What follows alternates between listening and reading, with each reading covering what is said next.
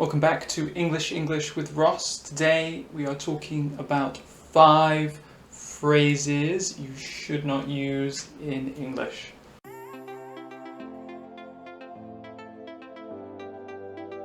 There are obviously many phrases in English, and over time, sometimes, we stop using these phrases. We call this being outdated. This normally means there is a better phrase now that we use, or simply that phrase is too old. It's not cool anymore. We're going to look at 5 different phrases today. These are phrases I've heard my students use, and like I said before, they're not the best phrases because they are a little bit old. Start with number 1. Good day.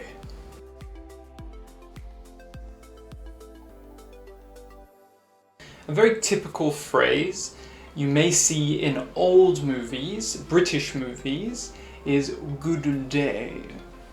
This is a typical posh word or a posh phrase. We say posh, it means like upper class. You have lots of money, you know the Queen, and many other things like that. Nowadays, no one says good day unless they're asking you or telling you to have a good day. Good day would mean, exactly what it sounds like. It's you expressing to someone to have a good day. It would be a way of saying goodbye to someone. They would say bye-bye and you would say good day, and then you would leave. But nowadays, nobody uses it. Again, it's a little bit old, sounds a bit posh. People would just prefer to say see you later, goodbye, have a good day, something like that. Number 2, I wish you a good weekend.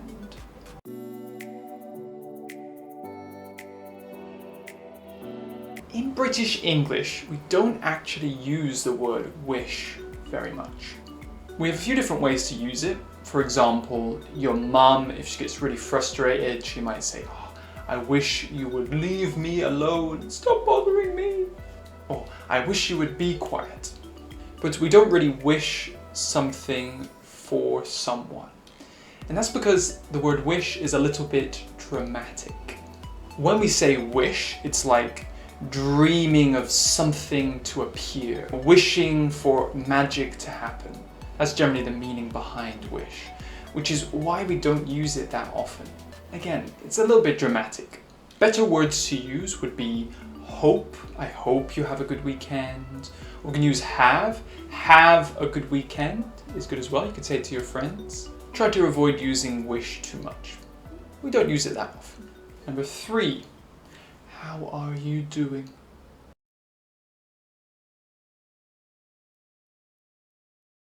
Many students get a little bit confused because when you see your friend, when you see someone, in English we have a few different phrases to see how they are, feeling. But one phrase students tend to use is how are you doing? How are you doing today? How am I doing? How are you doing? These things have been pretty bad recently, actually. How are you doing? It kind of is a way of asking someone how they feel if something bad has happened recently, or if you know something bad has happened to them. For example, if someone in your family has died, maybe they lost their job, maybe they lost some money, something bad has happened. You might say to them, how are you doing? And this is like a really sympathetic way to say, I know things are bad. How are you dealing with them? Is there any way I can help? If you're going for a more common way of asking this question, a very general or normal question would be, how are you? How's it going? All right? Something along those lines. That's a bit more casual and it's a very common way to ask someone how they're feeling. Avoid saying, how are you doing? It can have connotations, especially depending on your expression. Number 4, I have an appointment with my friend.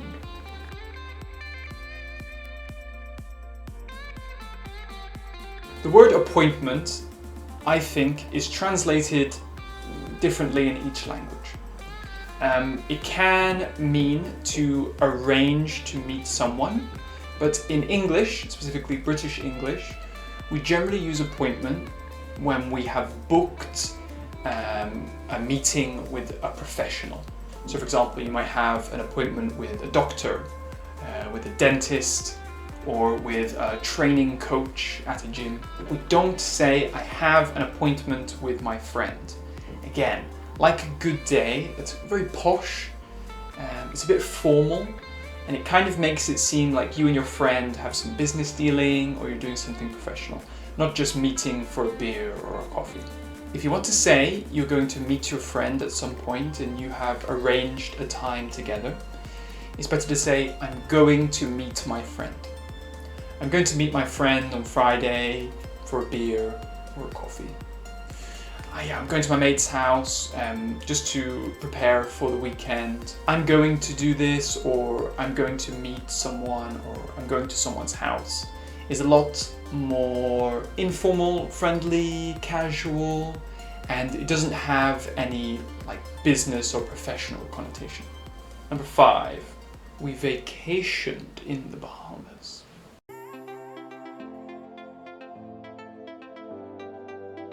Another posh one, we vacationed. That is a verb in English. You can vacation somewhere, but it's an old verb and it's very American. In the UK, we use the word holiday to say time away from work or time away from school. And in the US, they use the word vacation. This word can be used as a verb, so you can say I vacation somewhere. But it's not very common. And to be honest, it's better to just say, I went somewhere, or I will go somewhere.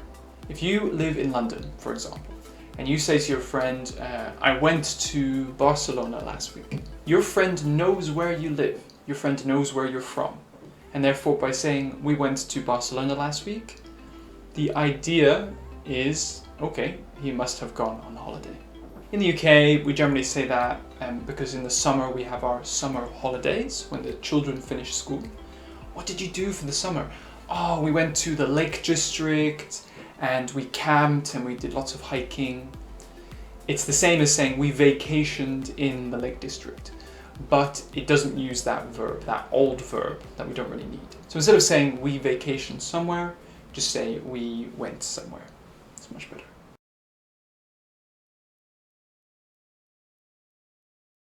So those were 5 expressions or phrases you should try to avoid in English. Again, sometimes, especially in British English, we want to sound more friendly and less posh or formal, especially when you're talking to your friends. Because the idea with British English is it's a very friendly language and everyone is your mate, or, you know, the way you speak to people can really come through as friendly or unfriendly, depending on which word you use. Did you make any of these mistakes? Have you learned a lesson today from this class? If so, remember to give this video a like, comment what mistake you made before, and maybe how you would change that using some of the new phrases I gave you. If you want free lessons every week, remember to subscribe to English with Ross. Try to post twice a week. Sometimes we fail, but the idea is to help you improve your English. Thanks again for watching, and I will see you in the next class. Bye-bye.